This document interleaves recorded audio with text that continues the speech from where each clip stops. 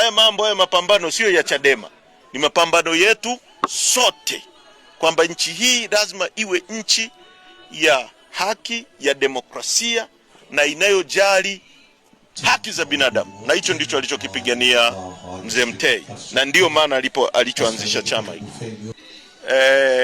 Ratiba rasmi haijatoka ya kusema kwamba tumepewa saa moja. Kwa vyovyote vile sisi hapa ni wafiwa, yaani hilo lieleweke.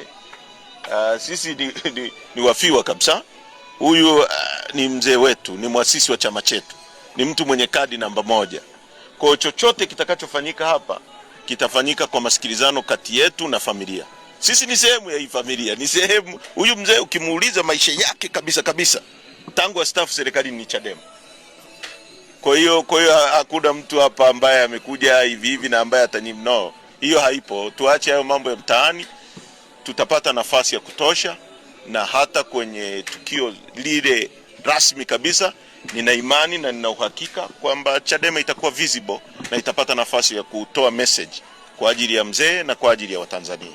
Mwenyekiti, swali langu mwisho kwako, wale ambao huenda wanapambana Chadema katika hizo vijana wakati mwingine watamani labda ikifwe na kama hivyo, leo nao ni miongoni mwa watu ambao wako msibani wakionyesha huzuni zao sana juu ya kifo cha Mzee Mtei. Labda katika hili sasa, msiba huu umesimamiwa na serikali kwa sababu alikuwa mtumishi wa serikali kipindi hicho, ama unasimamiwa na chama? Lakini kwanza kwa wale ambao nao wanahuzunishwa, lakini ukigonga mlango wa nyuma ndio wanakuja kuwa. Niseme hivi, msiba unapotokea watu wote huwa wanashiriki kwa kweli.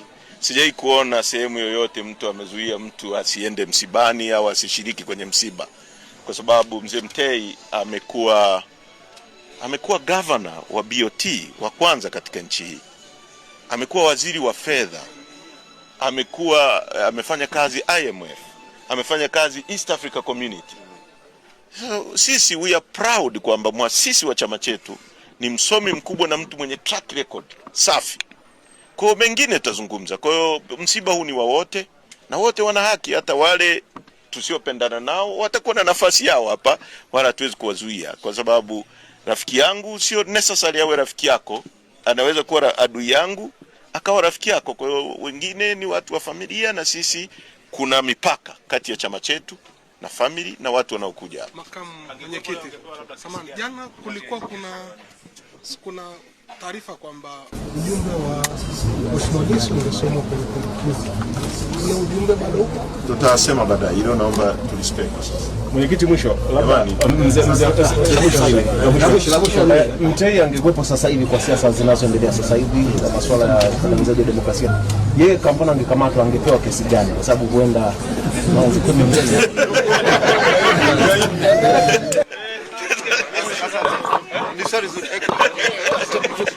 baadaye mtafanya exclusive Hili ni la muhimu.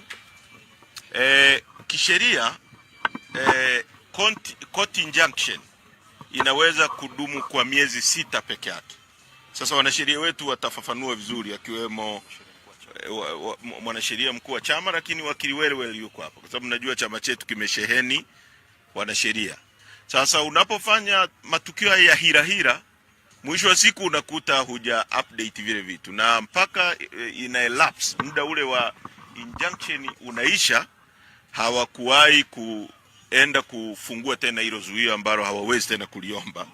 Kwa sisi kwa sasa, kama alivyoandika mwanasheria mkuu wa chama, hakuna injunction tena yoyote ya kuzuia kufanya shughuli za chama, na tutatoa program sasa kuroll out ni nini tunaanza nacho rasmi, na tutakuwa tayari kwa mikutano ya chama, vikao vya chama, ofisi za chama kufunguliwa nchi nzima. Na Chadema kama alivyosema Mzee Mtei, hili neno hakuna kulala mpaka kieleweke. Ameliasisi Mzee Mtei, no compromise. Si kama mnaelewa, linabeba ujumbe mkubwa, kwa sababu kuna watu nimesikia wanasema Mzee Mtei hakuwa confrontational.